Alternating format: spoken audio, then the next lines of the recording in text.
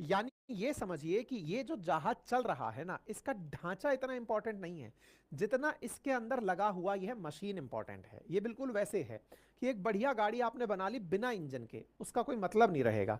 Engine ही असल में उस गाड़ी की रियल खूबसूरती है। इन जहाजों में जो गैस टरबाइन है ना, वो यूक्रेनियन लगा हुआ है। भारत की मजबूरी क्या है कि भारत लंबे समय से सोवियत रूस के काल से जुड़ा रहा है। सोवियत रूस से जुड़ा रहा है। सोवियत रूस का अर्थ हुआ यूएसएसआर, जो कि 1991 तक यूक्रेन को भी अपने साथ रखता था तो रूस को भी अपने साथ रखता था। साथ ही साथ सेंट्रल एशियन जो कजाकिस्तान, किर्गिस्तान, उज्बेकिस्तान, ये सारे जो देश हैं, कुल मिला के 15 देशों का समूह होता था यूएसएसआर। कब तक?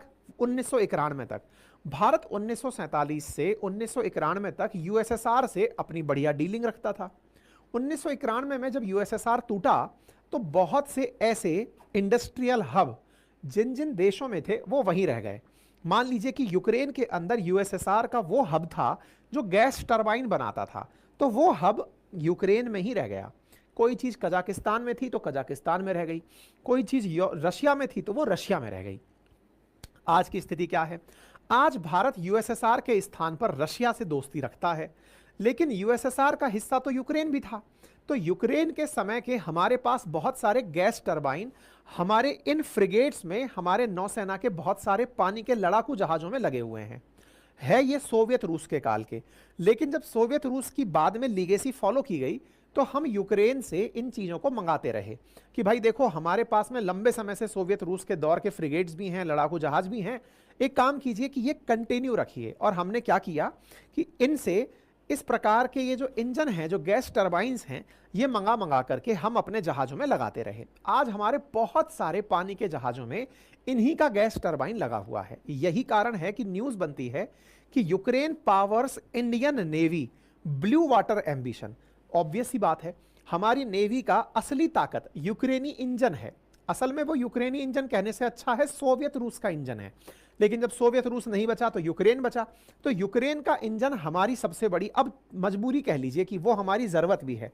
ऐसी स्थिति में मोदी जी की जो कीव विजिट हो रही है, जिसको लेकर के अब हम लोग चर्चा कर रहे हैं कि प्रधानमंत्री अमेरिका के डर से वहां जा रहे हैं क्या, नहीं। असल में हमारी नेवी को जो इन दिनों चैलेंज देखने पड़ रहे हैं, कौन से चैलेंज? हमारे जो जहाज लुढ़क पड़ रहे हैं ना, उन चैलेंजेस में जहां हमारी नेवी को चैलेंजेस आ रहे हैं, उन चैलेंजेस को दूर करने के लिए, उस परेशानी से निजात पाने के लिए यहां पर प्रधानमंत्री की जाना यात्रा कंपलसरी कंडीशन है। अगर भारत की यूक्रेन के साथ किसी भी प्रकार की अनबन रहती है और हमारे पास में इनके द्वारा दिया जाने वाला गैस टरबाइन, अब आप पूछेंगे ऑलरेडी आ गया तो हमें चिंता किस बात की है?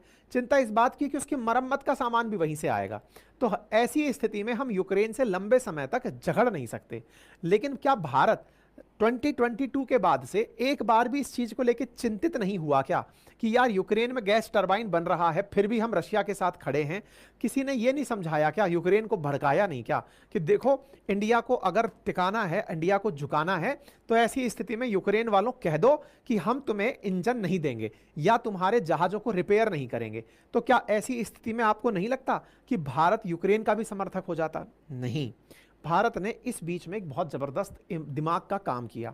क्या काम किया, अब उस तक मैं आपको लेकर चलता हूं। देखो, तो फिलहाल के लिए मैंने आपको जानकारी बताई कि हमारा गैस टरबाइन इनके पास से बनकर आता है।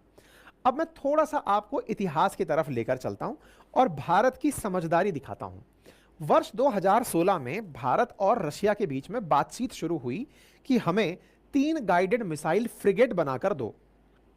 रूस और भारत के बीच में प्लानिंग हुई कि और फ्रिगेट बनाते हैं जो गाइडेड मिसाइल चला सके, कुछ इस प्रकार की फ्रिगेट बनाते हैं। ठीक है, दोनों के बीच में थोड़ी बातें और बढ़ने लगी, समय निकला तो डिसाइड ये हुआ कि चलो 4 बनाते हैं।